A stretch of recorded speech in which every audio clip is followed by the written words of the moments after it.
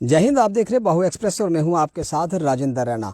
Poonch encounter की जो बड़ी अपडेट जो हमारे पास आ रही है, तमाम दर्शकों तक इस अपडेट को पहुंचाने का हम प्रयास कर रहे हैं। आपको बता दें कि आज लगभग 15 दिन हो चुके हैं और डिस्ट्रिक्ट पुंछ का जो भाटा दुड़िया जंगल है, उस जंगल के अंदर भारतीय सेना और आतंकियों के बीच जो मुठभेड़ थी वह लगातार जारी है। और आज ये मुठभेड़ का आज 15वां दिन है, लेकिन अभी तक सुरक्षा एजेंसियों को कोई बड़ी कामयाबी तो हाथ नहीं लगी। लेकिन इस वक्त की जो बड़ी अपडेट जो हमारे पास आ रही है, ये आपको तमाम दर्शकों तक इस अपडेट को पहुंचाने का हम प्रयास कर रहे हैं। आपको बता दें कि डिस्ट्रिक्ट पुंछ के जो सब डिवीज़न सुरनकोट और सब डिवीज़न मेंढर के दरमियान में जो भाटा दुड़िया के जो जंगल हैं, उन जंगलों में इस समय जो मुठभेड़ भारतीय सेना और आतंकियों के बीच जारी थी। और इस मुठभेड़ में लगभग 9 की संख्या में जो भारतीय सेना के जो जाबाज सैनिक थे, उन्होंने शहादत को प्राप्त किया। लेकिन इस समय की जो बड़ी अपडेट आपको बता दें कि कल आज सुबह भी आतंकियों और जो मिलिटेंट्स वहां पर छुपे हुए थे, जो हाइड आउट्स जो पॉइंट थे, उसके बीच आतंकियों और भारतीय सेना के बीच में जो संपर्क हुआ, उसके बाद वहां पर इस समय जो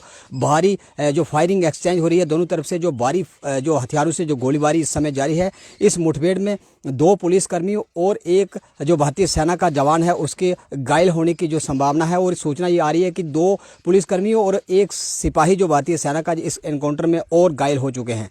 अभी मुठभेड़ स्थल पर जो दोनों तरफ से भारी हथियारों से गोलाबारी जो लगातार जारी है और सुरक्षा एजेंसियों को कोई बड़ी कामयाबी फिलहाल हाथ तो नहीं लगी। लेकिन एक जो आशंका ये जताई जा रही है कि इस मुठभेड़ में एक जो पाकिस्तानी जो आतंकवादी था, जो पाक स्पॉन्सर टेररिज्म जो इस समय जम्मू कश्मीर में सक्रिय हैं, एक आतंकवादी के भी इस मुठभेड़ में मारे जाने की जो आशंका है। लेकिन फिलहाल इस बात की जो पुष्टि डिस्ट्रिक्ट एडमिनिस्ट्रेशन हो अथवा सेना के जो आला अधिकारी हों, उनके द्वारा इस बात की पुष्टि तो नहीं की गई। लेकिन संभावना ये जताई जा रही है कि जो एनकाउंटर भाटा दुड़िया के जंगलों में बीते 15 दिनों से लगातार जारी था, आज सुबह की अगर बात करें तो आज सुबह भी जो ट्रेस आउट मिलिटेंट्स और भारतीय सेना के बीच में जो ट्रेस आउट हुआ, जो हाइड आउट पॉइंट का जो खुफिया एजेंसियों के दौरान जो जैसे ही भारतीय सेना के जाबाज जो सैनिक थे, जो उस समय मुठभेड़ स्थल पर उस पूरे क्षेत्र को इस समय कॉर्डन ऑफ करके घेरे हुए थे, जैसे ही पॉइंट का पता चला, जैसे ही ट्रेस आउट हुआ जो टेररिस्ट की लोकेशन थी, ट्रेस आउट होने के बाद भारतीय सेना ने जैसे ही उस क्षेत्र में दस्तक दी, तो वहां पर जो छुपे हुए आतंकवादी थे,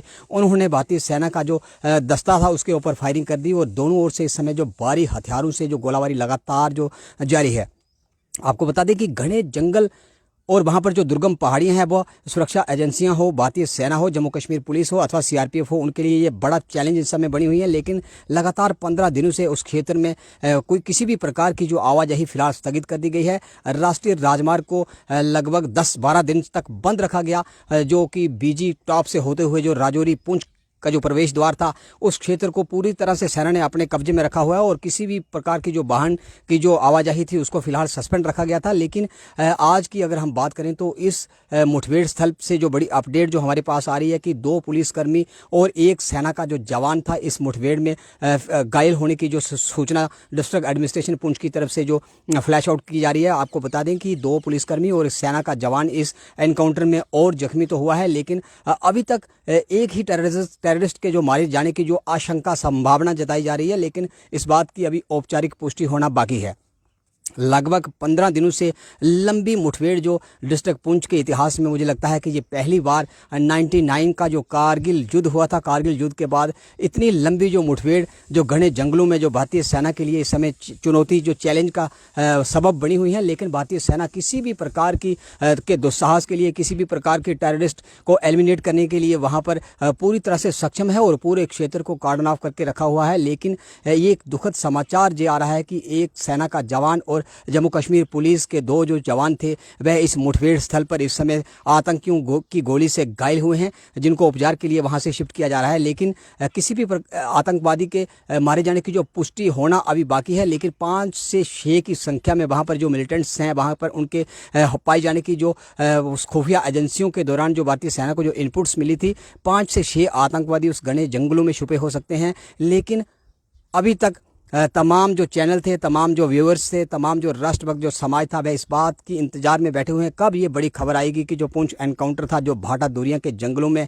बीते 15 दिनों से जो एनकाउंटर जारी था, उस एनकाउंटर में कब ये पाक टेररिस्ट जो पाक स्पॉन्सर जो आतंकवादी इस क्षेत्र में आए हुए हैं, कब उनको एलिमिनेट किया जाएगा, कब उनको मार मुकाया जाएगा और कब इस एनकाउंटर का समाप्त होगा।